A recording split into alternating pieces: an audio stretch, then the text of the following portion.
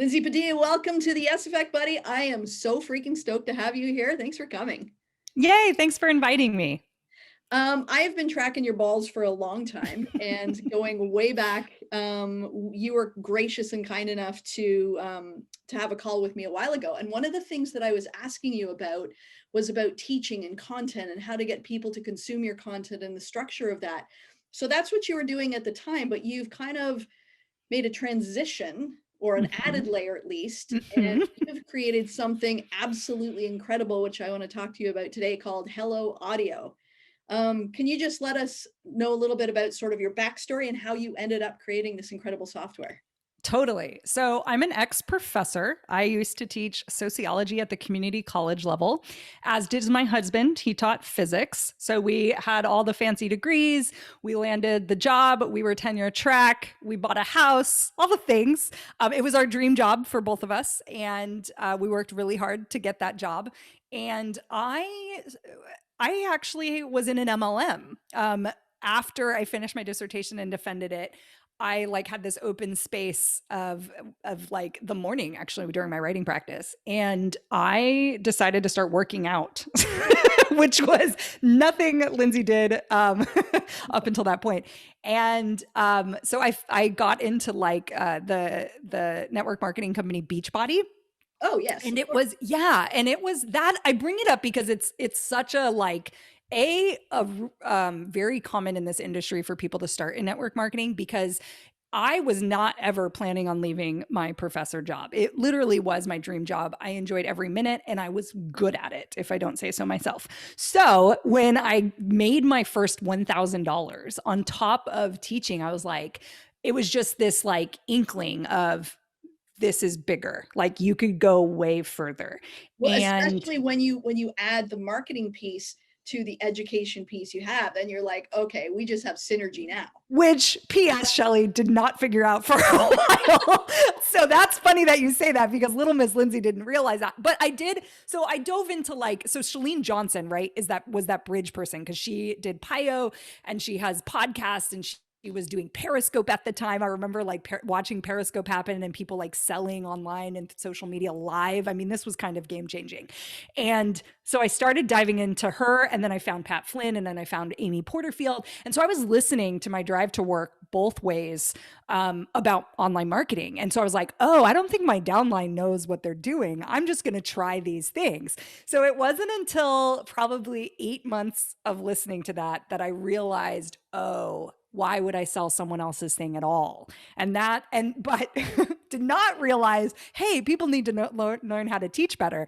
That wasn't until I went to my first live event and I sat next to Melissa Griffin, who teaches people how to blog and start businesses. And she was a multi-million-dollar business owner at that time. Her course had done well into 7 figures. And she was sitting next to me and she looks at me and she's like, so that's so cool that you're a teacher and you're a health coach, because I was literally a health coach at the time. And she's like, how do I get my students to finish? Back to our question that we had, right? How do I get them to get through the material? I know if they followed what I taught them, that they would get results. And I just was like, oh, what have you tried? So I start listing these things. I mean, I had been teaching online my whole teaching career. So at that point, at that moment, it was at least 6 years of teaching online. And so I had things that I did in my online classroom, and I just asked her a couple of questions, and then she looks me in the eye and she's like, why aren't you telling everyone this? And I was like, oh my gosh, Even I'm not a health coach. Sure, I lost some weight and I feel fabulous. I am not a health coach. And I'm a teacher at heart, and I know what I'm doing, and I have years of experience, and there's probably 95% of the people in that room at the time at this live event had no idea how to teach online. And so that was the beginning. And that was in April of 2016. When that happened, I had left teaching by the end of December. So I did one more teaching semester. Wow, that's fast. Yeah, it was fast because I booked out that summer. I got an offer for a $60,000 contract to build someone's course for them. It ended up not even happening. I'm not kidding. It happened in my windowless office at school during office hours. And I had somebody sell it for me. I didn't sell that.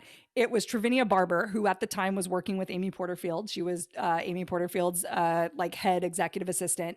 And she goes, I have somebody who needs to build a course, and I just sold it to her for 60K. And I was like, what is even happening? That was like my salary, right?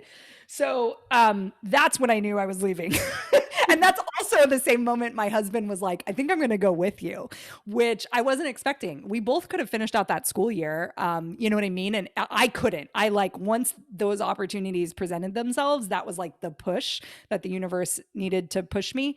I wasn't expecting my husband to come, but he decided to. And by the end of that spring, so we left teaching, we sold everything we owned, sold our house, and did house sitting for a while. And that's how I kind of really built the foundation of my business is I got that nest egg from my house and that enabled me to like, you know, start to really truly grow. And so, yeah, for the last 4 years, I've been teaching people how to create courses, and I've been teaching courses myself. And then in that journey, I realized that that goal of getting someone to consume the content was still number one. And I just kept saying, how can we make it easier? And I remember it wasn't even teaching my students this, it was my own question saying, hey, can we make this into a podcast so I can actually listen to it? It was someone's course content who didn't actually have slides. Not that slides are whatever, but she was a talking head the whole time, and it was money mindset, and she kind of gets in the zone, and she's got great energy. And I was just like, the fact that I'm watching her like poor made video, not that that matters, her content was amazing, right? I just wish I could listen to it. I wish I could take it on the go, and like, because it was like, you know, meditative kind of stuff. That's that type of content, you know? And so my husband made a private feed for me of her content, and I was like, I think we You're need like, to wait a moment. yeah. We Like, what might if be on the everyone had this? Yeah. Yeah, exactly. So And now that's the long everybody winding can. road. So I just wanna just circle back for a second and Sure. and not gloss over, but just sort of restate the importance of like, so for coaches, authors, speakers, entrepreneurs, all of those people, it's an interesting perspective you have because, you know, little Miss Lindsay didn't realize she was sitting on rocket fuel when she's like, oh, marketing prowess, and oh, I happen to be, oh, you know, like a professor and stuff. Totally. But I know for a lot of the people I work, because my people generally are coaches, authors, speakers, entrepreneurs, and it's the same thing. But what I think that could be easily missed is if you can't like, you can have the most incredible offer, you can have the most incredible value and things to teach that could actually help people. But to your point, if they don't consume it, if they don't use it, if they don't finish it, then the gift that you're trying so desperately to give them is lost, first of all, but also your opportunity to give them the next thing as well and create Mm, that ripple effect is also lost. yes. So I know for myself, I've been podcasting for a period of time, and I really find the audio is the one thing that I can do consistently. Like there are Me times too. it's I not love that you said like that because I had a podcast too. Yeah. yeah, Yep. it's just amazing because I first of all find just the energy of it really authentic, but Mhm. also, I mean, you can podcast in your baseball hat or your onesies if you want Correct. to. Correct. And there's just something really special about that. So tell me how you came up with going forward what is now Hello Audio, and what is it? How does it work, and how do you foresee that helping all of us help all of them? Yes, I have so much stuff to say about the teaching and learning part of Hello Audio and like audio as well. Yeah. So, okay, so in a nutshell, Hello Audio takes your premium content and turns it into private audio feeds, which means it has high level of security and you can, you know, see who's listening and all of that. And it's for your customer. It's so your customer can listen to that content on the go. And I think we're in an audio renaissance. I think there's after a year of screen time like no other. So there's a little bit of backlash against looking at a screen, watching videos, and kind of losing and like mind numbing scrolling. So I think there's that's happening. There's the rise of podcasting in general is being more mainstream than ever before. And a lot of people are starting to link that to the rise of earables, is what they call AirPods. So with the creation of AirPods, that actually has increased the amount of time that people are listening, is a connection that people are making in this space. And then we have the increase of, you know, we talk to our devices like Alexa and Google. And so we're getting really comfortable with this language of like audio and voice and the ease of use. And if there's one thing that we know we like, it's convenience. Mhm. And videos locked away in a membership site is not very convenient. You have to log in, you have to be sitting at your computer. I know story after story of people telling me like, oh, I like, opened up Kajabi or I opened up Searchy and I like put it, I like was listening as I cooked or while I was driving. And while that's all great, what I do remember happening, because I've done it myself, is as I'm driving, I have to like find the little button on Kajabi that says like next module and I have to hit play. It's still too interactive. It's still too much. And it's a little dangerous when you're driving. That's a whole other, it's dangerous maybe when you're cooking too, but right? It's not meant for that. And so at Hello Audio, we kind of were like, and again, as a teacher, again, somebody who's taught people in this industry for years how to build courses, we always said put an MP3 under every lesson because you have to hit all the different learners. Same with transcripts. The reality is no one is downloading those and listening to them. Or if they are, it's actually hard for them to do that. So what they have to typically do is they're not name the right thing. They're out of order. It's on their phone. I literally don't know where files go on my phone. If anything, like that Apple has not figured that out. I'm just like, what is happening? Like, where's this folder? So that's why it had to be by podcast feed, because we're like, that's where they're already listening to their favorite shows. The average listener listens to 7 shows regularly. That's bananas. Okay. Mm-hmm. So you're next to their favorite podcast, which makes them say, oh, maybe instead of listening to Shelli's new episode, I'm going to listen to her course module, which is going to get me a different result. Right. So, it was very clear early on that we wanted to keep it inside the podcast player. We wanted to deliver them to people's favorite players and not create our own as of right now. And we wanted to make it easy. And so this idea that the audio version stripped from the course, I have a bunch of stuff I could get into on like teaching and learning and why this is positive. But a big one is it takes away that objective that most people have, that we know as salespeople and we know as course creators ourselves, that I don't have time for this course, right? And lots of people buying courses is becoming more common. I think this last year has shown us that too, remote work and all of that, that people have bought things that they haven't finished.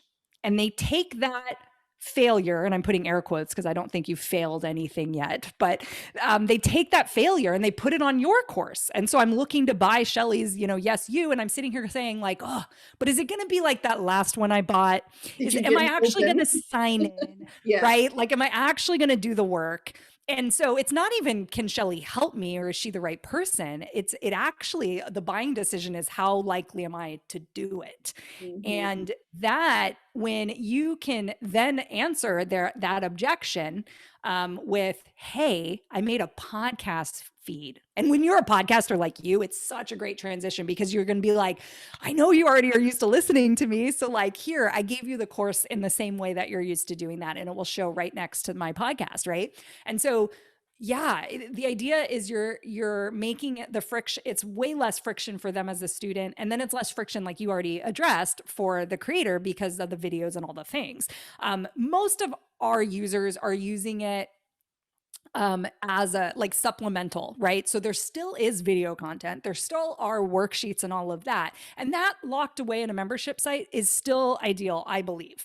The podcast just becomes this thing that's outside that really helps the adult learner get some confidence actually. And actually get acquainted with the material, even if they never do a worksheet or don't do a worksheet for a while because they're too busy, they still feel like they learned something. Mm-hmm. And that is powerful. And I think that's what you're alluding to, this idea of so many people, tell themselves that they failed or they put the responsibility on themselves. Like, I'm not making time to sign up to sign into the course. Therefore I'm a failure. I didn't take this seriously. It didn't matter that it was $2,000, right? We tell ourselves that it will be the money that makes us do it. And so we start to feel guilty. And if you can get them even just right a couple of modules, they're going to start to not feel guilty and like they're making progress. And that's so important from an adult learning perspective in our world where we're so distracted and we're all busy. Like every person's avatar, business owner's avatar is busy. Yes, yeah. Everyone talks about the busy mom, but like really everyone's busy.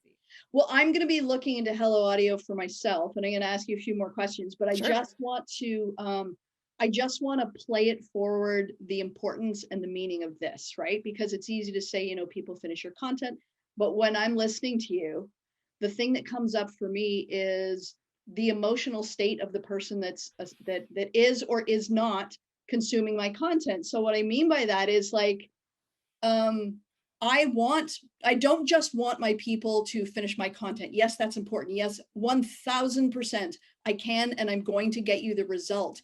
But for me to be able to get you the result, I need you to believe in your self. I need you to be Mm, able to buy into yourself. I need you to be able to believe in yourself. And how do you believe in yourself if you can't get a thing done?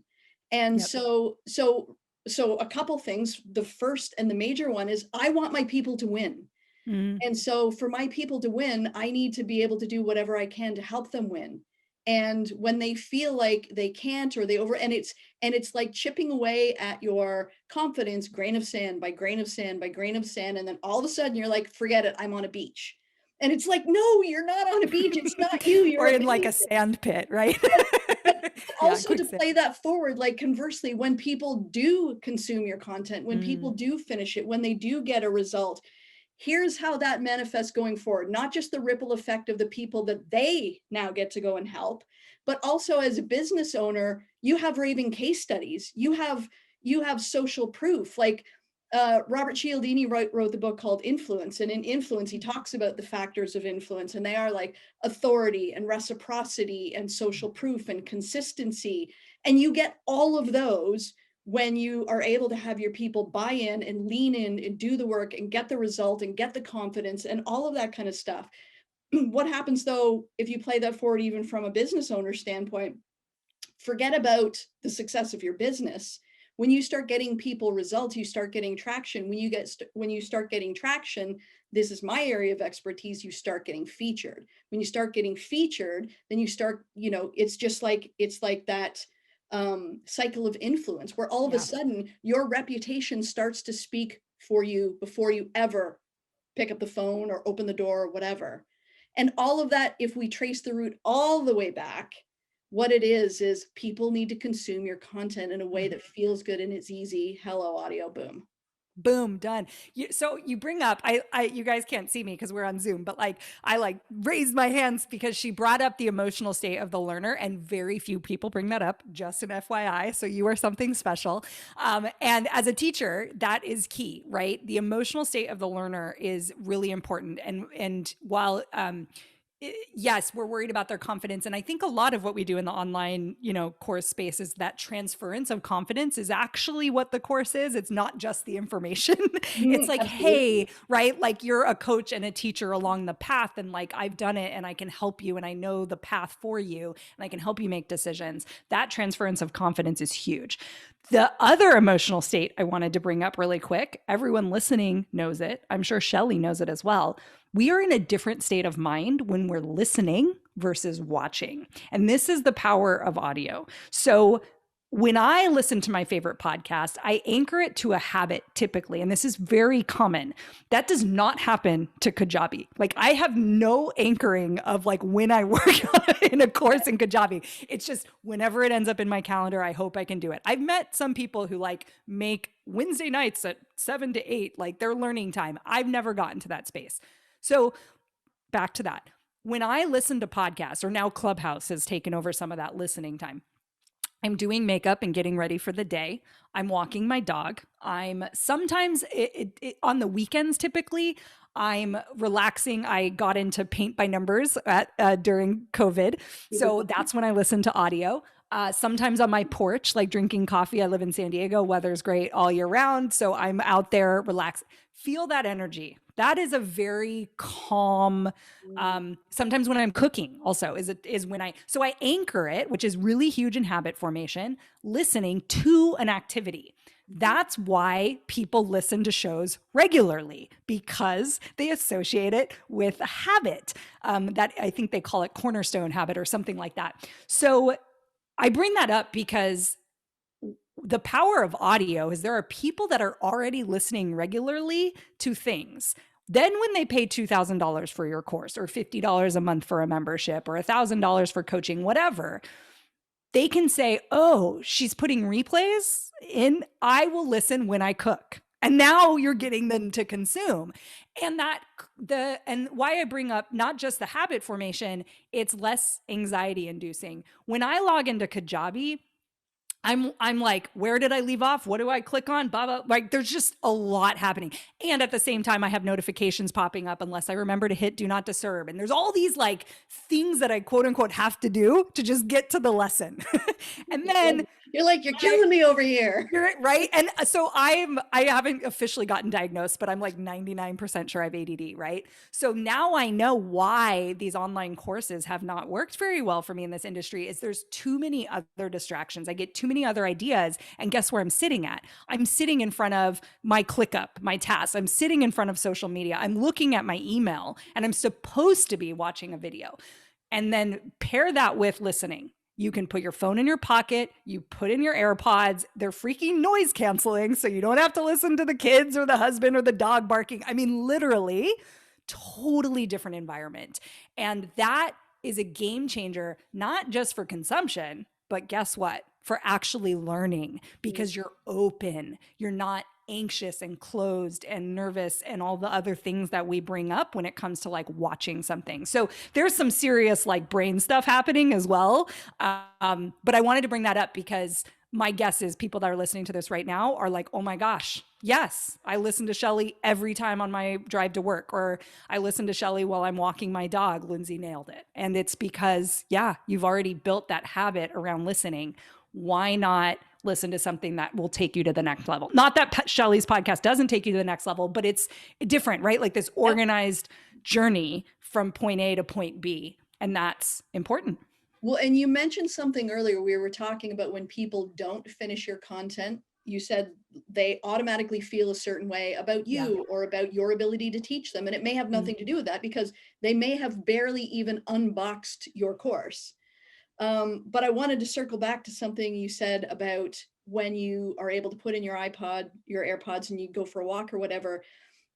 In this sort of digital age where everybody's scrolling and everybody's, faux connected, but really not connected at all, there are very few places where your attention isn't scattered. And when you go to, for me, it's a walk at the lake.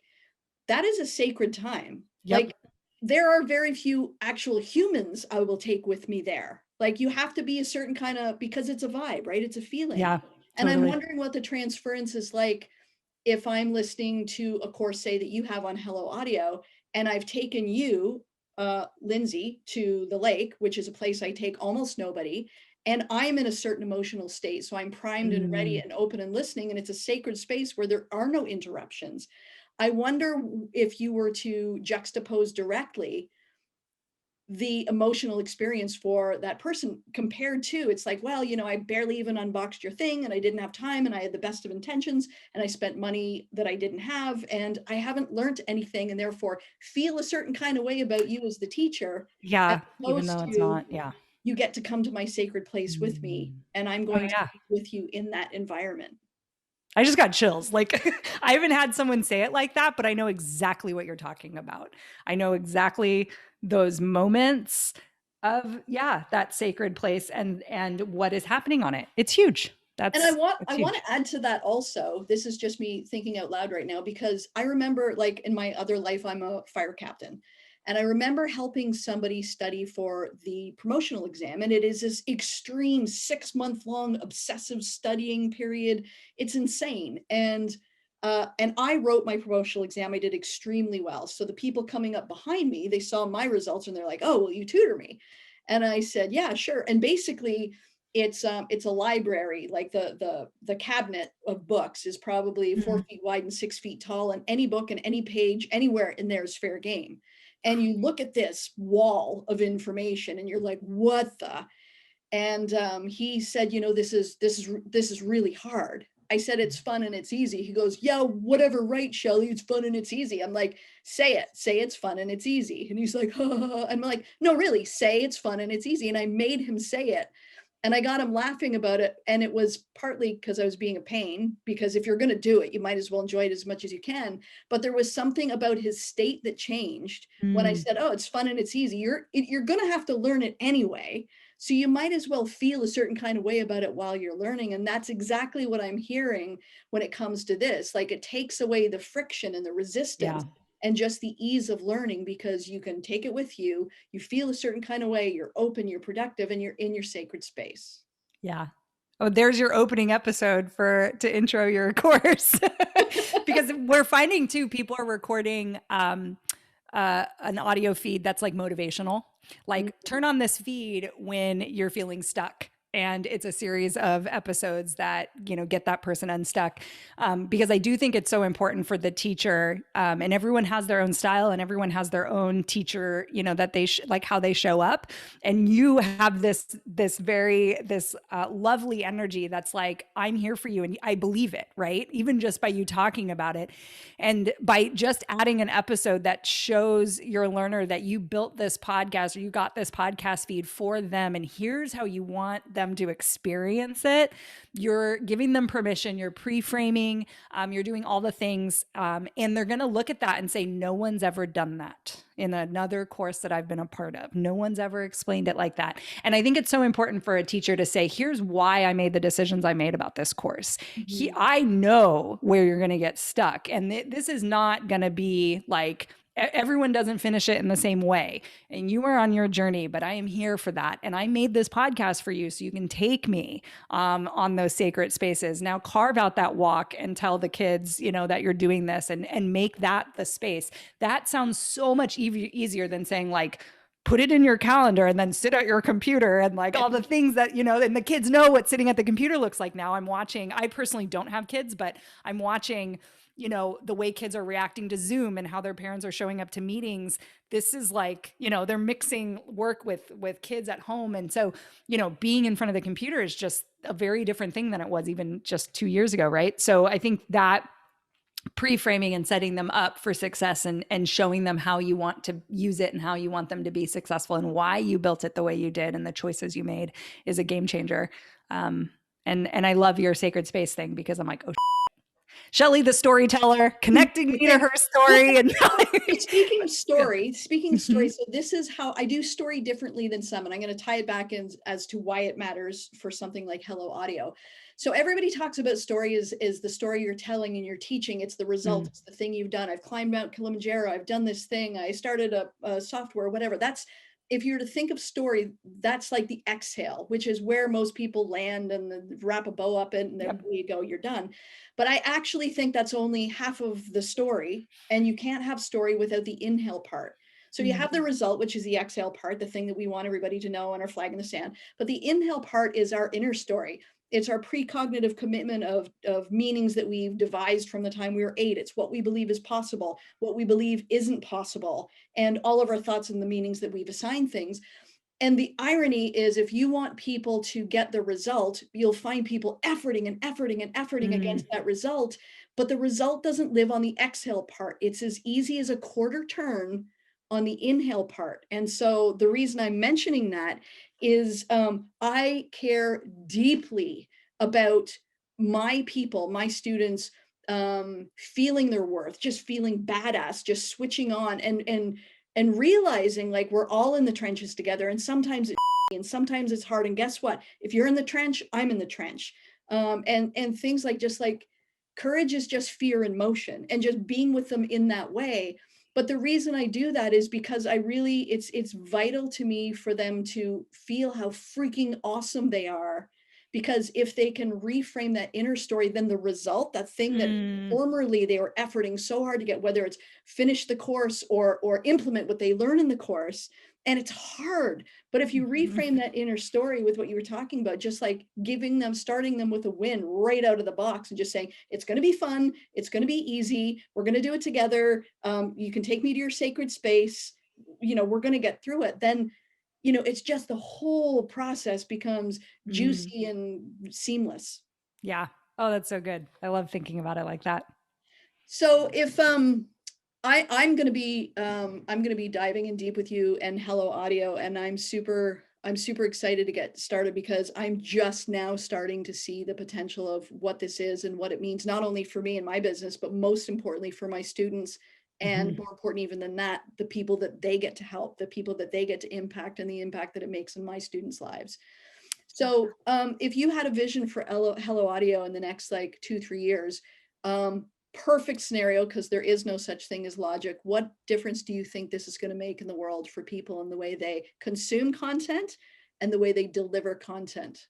Yeah, I want I see Hello Audio being expected in every single course. Yes, like girl. like there needs to, like, if there's not a podcast feed, like you're doing this course wrong. That it becomes the marker of a teacher who cares, and of course material that gets consumed. Mhm. But not even just courses. So yeah, I think it goes even bigger than that. I see it actually in the business world and in small businesses and trainings, in how maybe CEOs pass on, their information or white papers. I think anything could be made into audio, really. And so the question is, who's going to deliver it and set it up for you? And it's Hello Audio. So I think that it's going to be a game changer in communication and nurturing as well, and being able to take care of your people in your organization or the customers that you attract to your company. Well, I also see this as being a massive leadership tool. And and in all of the things I teach, I say this, if I say nothing, like I always say, I want you to hear this more than anything. Nobody cares to understand you until they first feel understood. Mm, And so when it comes to giving, messages or whatever, like how important, like I know for myself, one of the things I pride myself in is looking at people and trying to figure out what is their currency. Like this person's currency is they like to be appreciated. They like to be, appreciated for their effort or for their skill. And somebody else, it might be something different. But when you're able to pay people in their currency and actually tell them what you see in them or why they're mm, important or why it matters, um, it just reminds me of the Wright brothers, the first people to ever fly a plane.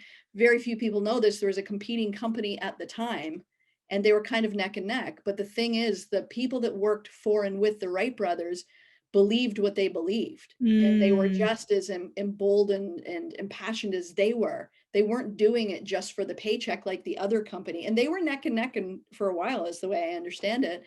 But it's like they were motivated, they were part of the solution. It was almost like a movement. yep. And if Yep. you can create that, whether it's in your employees, whether it's in your leadership team, whether it's in your students, man, what an opportunity, a gift for connection. And what else is there Mhm. actually? Mhm. Oh, that's so huge. Yes. Yes. Thank you.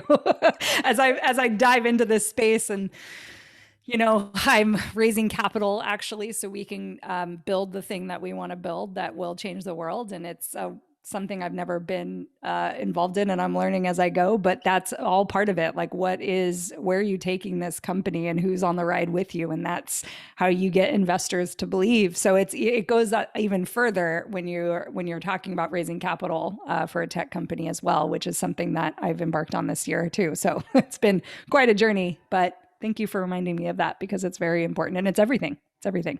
All encompassing for sure. If people are looking to support you or work with you or learn more about you, where is the best place they can find you? Yeah, I mean, if you're active on Facebook, which most people are, I know not everyone is, but a lot of people are. We have a Facebook group where it's not, just for paid users or people on trial. Anyone can join it, because we really want people to see how our customers are using Hello Audio, and it's a unique thing. It's new, it's innovative, and our users are coming up with ways that we didn't even imagine people would be using audio in this way, personal lives as well as business. We have somebody whose uh, child was learning how to read over the winter, like, holiday break, and they gave that to the family members as a Christmas present, as the little girl Oh, reading as very on a nice. podcast. Like, blew the kids' mind, right? Because there was a cover and it was in the Apple thing, but then their grandma could listen to her learning how to Oh, read.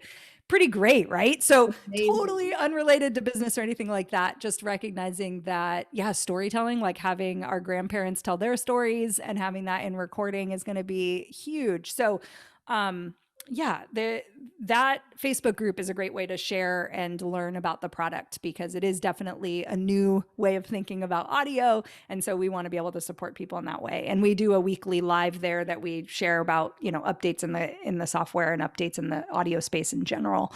So I would say that's the best place. And then all of our handles are all Hello Audio FM on almost every major social media network. Brilliant. Well, I couldn't be more excited to dive into this, and I know it's going to be a game changer for so many people. So first of all, thank you for being here, but also thank you for identifying a blind spot and filling it for all of us. We appreciate you. I love that. Thank you so much. Thanks so much for hanging out with us today on The Yes Effect Show. If you like this episode, it'd be amazing if you could rate it, review it, and share it with a friend, wherever you listen to your podcasts. And lastly, if you want a behind-the-scenes look, we're going to continue the conversation in the Facebook group, The Yes Effect Inner Circle. So hop on over there, a place to believe, belong, and become.